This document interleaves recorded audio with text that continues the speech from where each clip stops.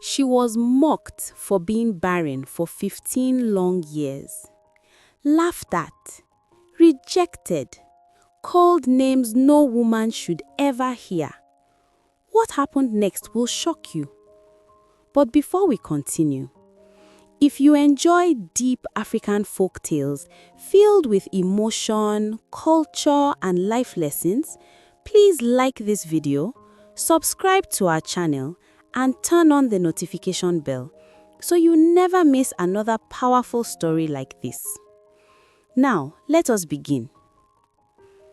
In the village of Umuokoro, where the red earth clung stubbornly to bare feet and refused to be washed away, where the harmattan wind carried whispers faster than truth, there lived a woman named Ijeoma. Umuokoro was the kind of village where everyone knew everyone's business before the sun rose fully into the sky. Secrets did not survive there. Pain did not remain private, and shame, once noticed, became public property. Ijeoma's name meant good journey. It was the name her mother whispered with joy the night she was born, the name spoken with hope, with prophecy, with expectation. In those days, when Ijeoma was still a girl with bright eyes and laughter that rang through her father's compound, no one doubted that her journey would indeed be good. But 15 long years into her marriage, her journey had become a road paved with thorns. She couldn't hear the voice of a child in 15 years. Every morning, long before the first cock announced the arrival of dawn, Ijeoma rose quietly from her raffia mat. The air was usually cold at that hour, heavy with dew, the world still wrapped in darkness. She moved softly, almost apologetically, as though her very presence disturbed the peace of the house. She tied her wrapper firmly around her waist and picked up her broom, made from dried palm fronds tied together with twine. With slow, deliberate strokes, she swept the compound, pushing yesterday's dust into small heaps, careful not to make noise. She did not want to wake her husband, Chukudi. Chukudi slept with his back turned to her most nights. There was a time, long ago, when he held her close in his sleep, when his arm rested protectively around her waist, when he whispered plans of the children they would have. They had argued about names, laughed about whose nose the first child would inherit, dreamed freely. But that was before the silence came. Now, the silence between them was heavier than words. It sat between them on the mat, followed them through the day, and lay down with them at night. Sometimes, Ijeoma wondered if silence could have weight, because hers pressed against her chest until breathing felt like work. Ijeoma had no child. In Umuokoro, this was not merely a condition. It was a judgment, a verdict, a life sentence. A woman without a child was considered incomplete, unfinished, like a pot that cracked before it could be used.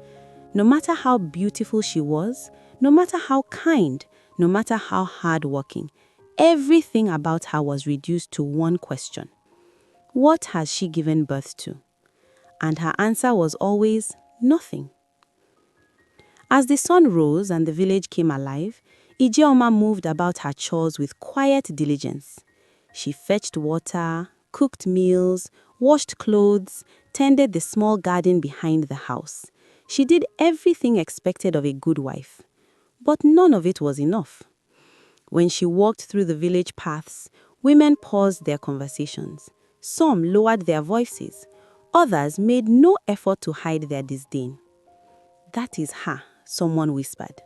"The barren one." They mocked her. Children stared too long, their innocent curiosity sharpened by the careless words of adults. Old men shook their heads slowly whenever she passed, clicking their tongues in disappointment, as though her empty womb was a personal offense to them. 15 years, one man muttered once, loud enough for her to hear. Another added, Why did Chukwudi waste his youth on her? Each word was a stone thrown at her heart. But the stream was where the mockery cut deepest. Every evening, women gathered there with clay pots balanced gracefully on their heads, their laughter echoing against the water's surface. Children played nearby, splashing and shouting, while babies were strapped securely to their mothers' backs. Ijeoma joined them, as she always did, carrying her own pot, standing slightly apart. She tried to be invisible. But invisibility was a luxury Umuokoro never granted her. "Be careful," one woman said loudly one evening, adjusting the baby on her back. Another laughed. "Yes, so her emptiness may follow the child home." The women burst into laughter, sharp and careless. Ijeoma froze. Her hands tightened around the rim of her clay pot. For a moment, she felt dizzy, as though the ground beneath her feet had shifted. She wanted to scream. She wanted to defend herself. She wanted to ask them when barrenness became contagious. But she said nothing. She never did. Instead, she forced a small smile onto her face, a weak, practiced smile that did not reach her eyes. She lowered her gaze, filled her pot, and walked slowly, balancing the weight on her head. The pot was heavy, but her heart was heavier. When she returned home that evening, she placed the pot gently on the ground and sat alone in the corner of the kitchen hut. The house was quiet, too quiet. She pressed her palm against her belly, as she often did, as though trying to feel something, anything move beneath her skin. There was nothing. At night, when darkness wrapped the village in silence and only the distant chirping of insects could be heard, Ijeoma turned her face away from her husband and cried. She cried silently. She bit down on her wrapper to keep from making a sound. She buried her face into the mat. She cried until her chest ached and her eyes burned. She prayed. Oh, how she prayed. She prayed at dawn. She prayed at midnight. She prayed while cooking, while sweeping, while fetching water. She begged. She made promises she did not know how to keep. "If you give me just one child," she whispered many nights, "I will dedicate my life to gratitude." She questioned God. "Did I offend you?" she asked into the darkness. "Did I commit a sin I do not remember? Why me?" Sometimes she remembered her mother's words. "A woman's womb is not her own," her mother used to say. "It belongs to God."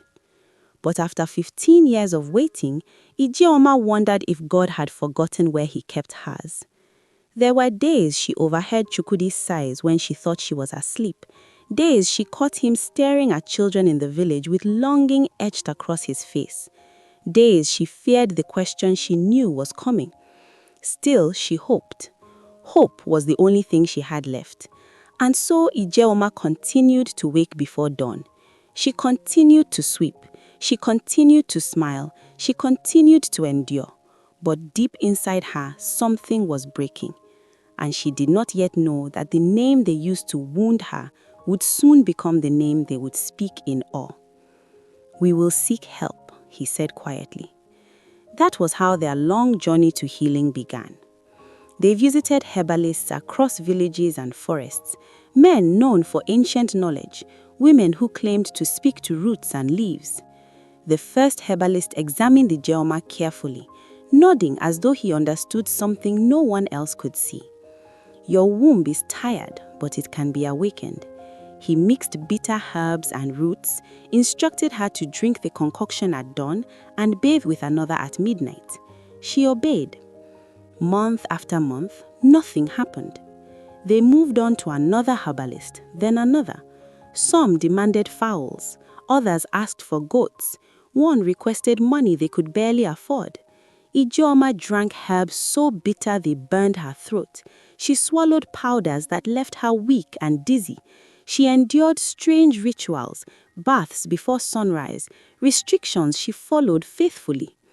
Chukwudi accompanied her to many of them, sitting quietly, hope flickering in his eyes. Each month they waited. Each month disappointment arrived. The herbalists began to contradict each other. This is spiritual, someone said. It is medical, another insisted. Someone has tied her womb, a third whispered. The confusion deepened the pain.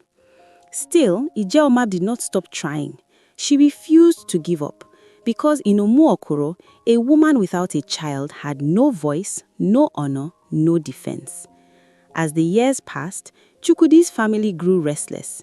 The whispers reached Chukwudi's mother's ears, and when Mama Okore began to speak, her words carried fire. Ijeoma felt it in her bones. Something was coming.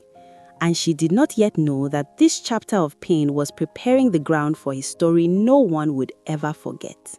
For many years, Chukwudi had stood like a shield between Ijeoma and the cruelty of the world. Whenever whispers rose too loudly, he silenced them. Whenever his relatives mocked her, he shut them down.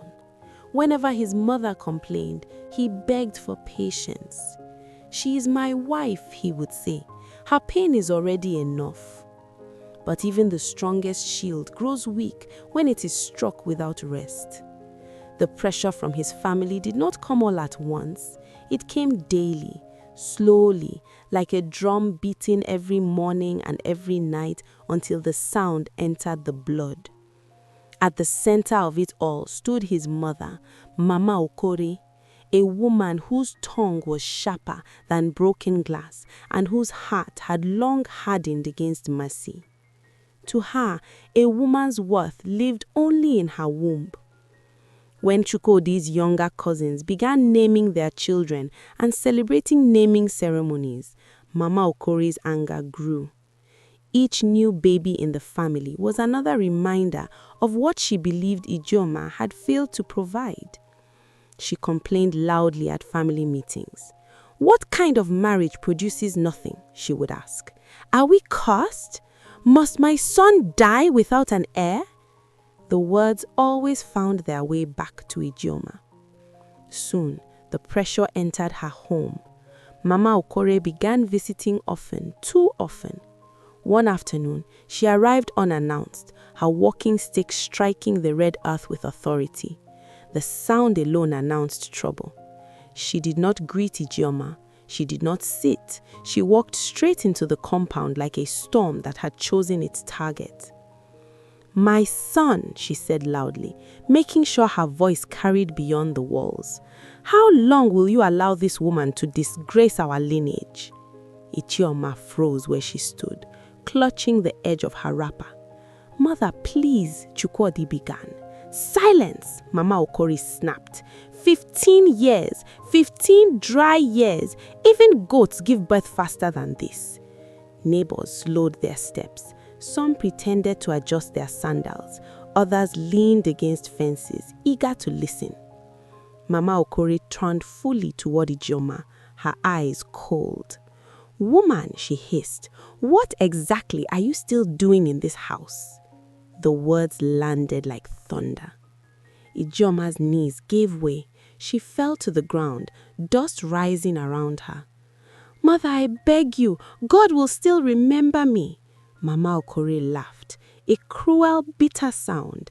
"God?" she mocked. "If God wanted to remember you, he would have done so long ago." She raised her walking stick and pointed it toward the hut. "Pack your things and leave this house today." The world stopped. Ijeoma lifted her head slowly and looked at her husband. Her eyes searched for him, for rescue, for protest, for even a single word. Chukwudi's mouth opened, then closed.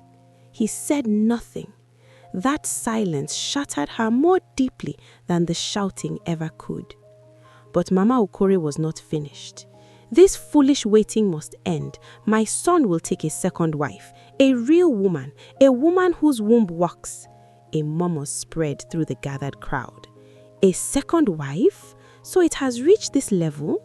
From that day on, Ijeoma's life inside the house became unbearable. She was treated like a visitor who had overstayed her welcome. Food was withheld, her greetings were ignored, her presence became an inconvenience.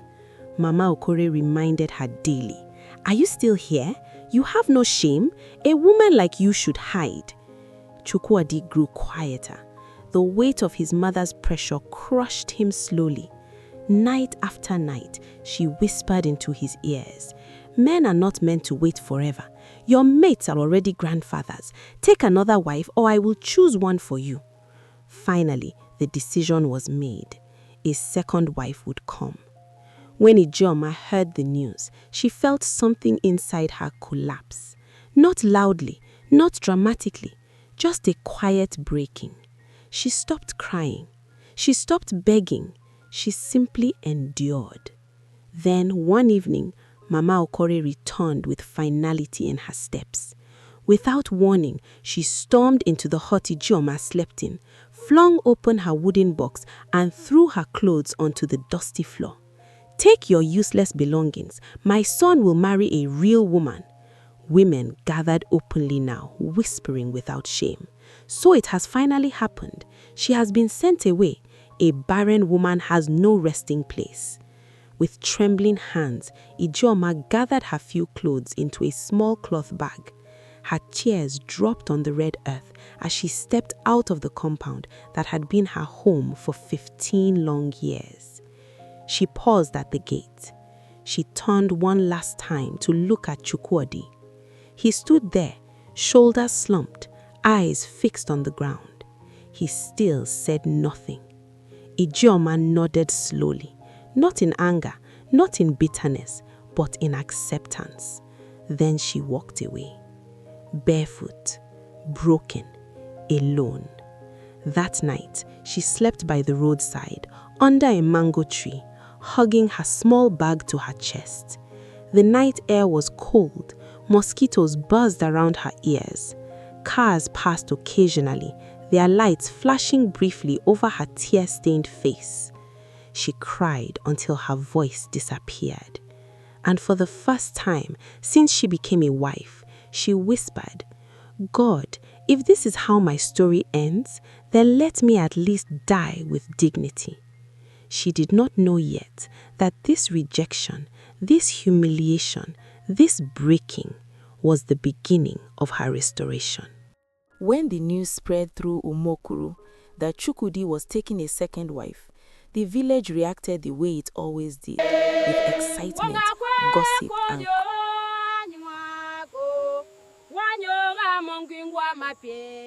whispering eagerly as they fetched water or sat under mango trees. So, Mama Okori has finally succeeded. A man cannot waste his destiny. At least now, the lineage will continue. No one asked how Ijeoma felt. No one ever did. The announcement came on a bright morning. Mama Okore stood in the compound with her hands firmly on her waist, her face glowing with triumph. Chukwudi stood beside her, quiet and tense, his eyes fixed on the ground. "My son will marry again," she declared proudly. "This house will no longer be empty." Ijeoma stood at the far end of the compound, holding a broom she had forgotten to use. Her heart pounded so loudly she wondered if others could hear it. She did not cry, she did not protest, she simply nodded. Inside her, something folded neatly and broke. Preparations began immediately. Goats were tied to trees, women came and went, laughing loudly, carrying firewood and pots. Drums were tested, palm wine was stored in large calabashes.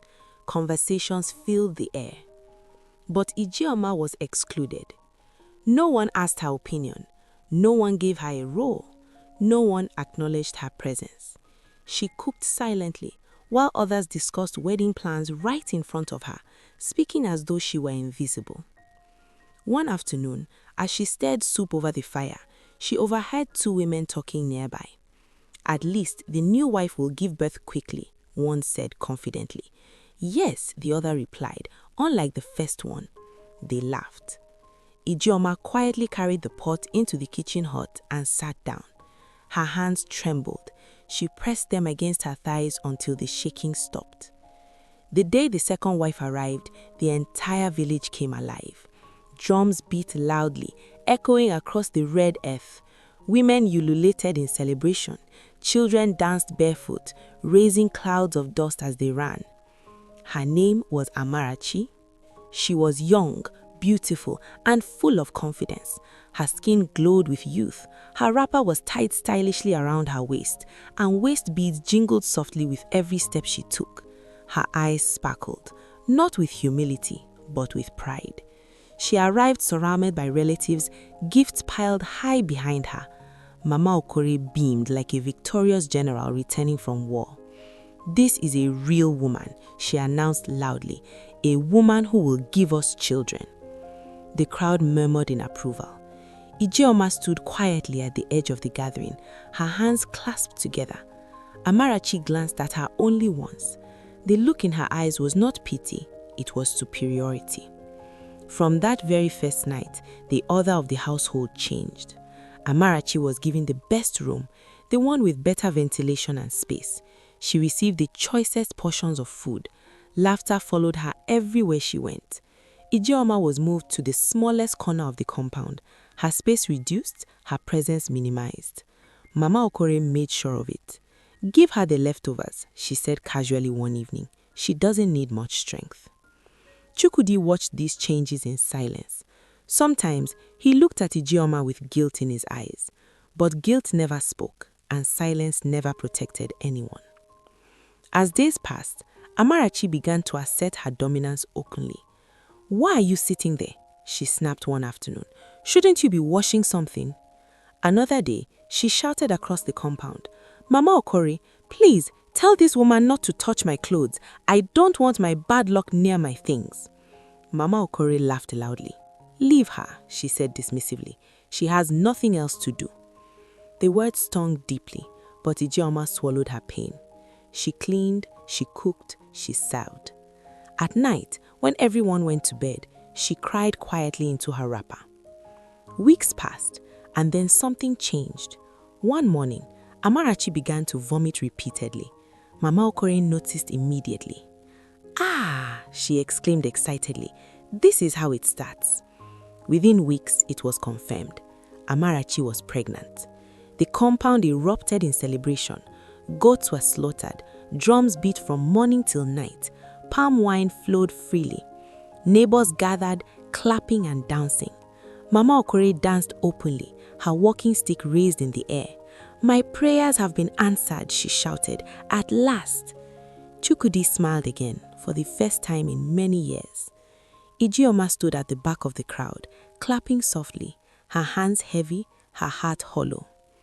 From that day on, the cruelty intensified. "Look at her," women whispered, pointing at Ijeoma. She couldn't do it, but the new one did it immediately. Amarachi no longer hid her contempt. "Please, don't stand too close to me," she said one morning. "I'm pregnant. I don't want negative energy." Mama Okoro nodded approvingly. "You are right. Pregnancy is delicate." Ijeoma retreated further into silence. She no longer prayed loudly. She no longer hoped openly. She simply endured. One night, long after everyone had gone to bed, Ijeoma sat alone in the compound. The moonlight bathed the red earth in pale silver. The air was quiet, broken only by distant insects. She pressed her palm against her stomach as she had done for many years. Nothing. Tears streamed freely down her face. "I tried," she whispered into the night. "I tried everything." For the first time since she married Chukwudi, the thought entered her mind clearly and without fear. Maybe I should leave. She did not know that the road ahead would take her away from everything she had known and straight into the hands of destiny. Ijeoma did not leave immediately. For days after the thought first entered her mind, she carried it quietly, like a fragile pot balanced on her head. She continued her chores. She answered when spoken to. She kept her eyes low. But something inside her had shifted. The house no longer felt like a home. It felt like a place she survived. Every morning, she watched Amarachi's belly grow and listened to Mama Okoro's laughter grow louder. Every evening, she had plans being made for a future in which she had no place. And each night, when the compound finally slept, Ijeoma lay awake staring into darkness, listening to the sound of her own breathing. One night, the decision settled fully in her heart. She would leave, not in anger, not in rebellion, but in search of dignity. She packed only what she could carry: 2 wrappers, a small blouse, a worn scarf, and a few coins she had hidden over the years. She wrapped them in a small cloth bundle and tied it carefully. Before dawn, while the world still slept, she stepped out of the compound quietly. No farewell, no announcement, no tears. She walked barefoot along the narrow road leading away from Umuokoro, the cool earth pressing against her feet. The sky was still dark, the moon fading slowly as though watching her go. Each step felt heavy. Behind her lay 15 years of marriage, humiliation, silence, and broken hope. Ahead of her lay nothing she could name. By the time the sun rose, Ijeoma was far from the village. Her legs ached, her throat burned with thirst. She stopped beneath a tall Iroko tree and rested briefly, leaning her back against its rough bark. For the first time in many years, no one was watching her. No one was judging her. But freedom felt terrifying. As the day grew hotter, hunger set in. She begged for water from strangers along the road. Some ignored her, some gave reluctantly, others looked at her with suspicion. By evening, exhaustion claimed her. She found shelter beneath a mango tree at the edge of a small settlement. She curled into herself, hugging her bundle tightly, and allowed herself to cry openly for the first time without fear of being heard. The night air was cold. Mosquitoes buzzed endlessly. Her body shook with exhaustion. Yet, sleep did not come easily. As she lay there staring at the stars, questions flooded her mind. What if I made a mistake? What if I die here? What if my story truly ends like this? For the first time in 15 years, she was not praying for a child.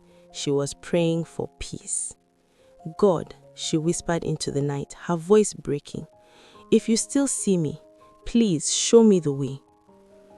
Days turned into weeks. Ijeoma moved from place to place, surviving on kindness, on odd jobs, on faith that felt thin but stubborn. She washed clothes, she cleaned compounds, she helped elderly women fetch water. At night, she slept wherever she could: church verandas, abandoned huts, open fields. Her body grew thinner, her clothes looser, but something inside her was growing stronger. One evening, exhausted and weak, Ijeoma stumbled upon an old prayer ground at the edge of a forest, a place villagers once used but had long abandoned. The walls were cracked, the roof sagged, grass grew through the floor. Still, something pulled her there. She entered slowly and collapsed onto the bare ground. Let your will be done. I have nothing left. She entered slowly and collapsed onto the bare ground. For 3 days, she stayed there. She fasted, not because she planned to, but because hunger no longer frightened her. She prayed, not loudly, not desperately, but with the honesty of someone who had nothing left to hide. I have tried everything, she said softly. I have obeyed. I have endured. I have been silent. Her voice trembled. If my womb is truly closed forever, she continued, then give me the strength to live without bitterness. On the 3rd night, something changed. As she lay half asleep, half awake, she sensed a presence. An elderly woman stood at the entrance of the prayer ground. Her wrapper was plain, her face calm, her eyes gentle yet piercing. My daughter, she said softly, why are you crying? Ijeoma sat up, startled. I have lost everything, she replied. The woman stepped closer. No, she said calmly. You have only lost what was never yours. Ijeoma frowned. Your season has not passed, the woman continued. You left when the pain was greatest. That is when healing begins. Before Ijeoma could respond, the woman turned and walked away, disappearing into the darkness as quietly as she had come. Ijeoma rushed outside. No one was there. The forest was silent. That night, she slept deeply for the first time in years. Weeks later, something strange happened. Her body felt different. She was constantly tired. Food smells unsettled her. One morning, she realized her monthly flow had not come. Fear crept in. Hope followed. She waited.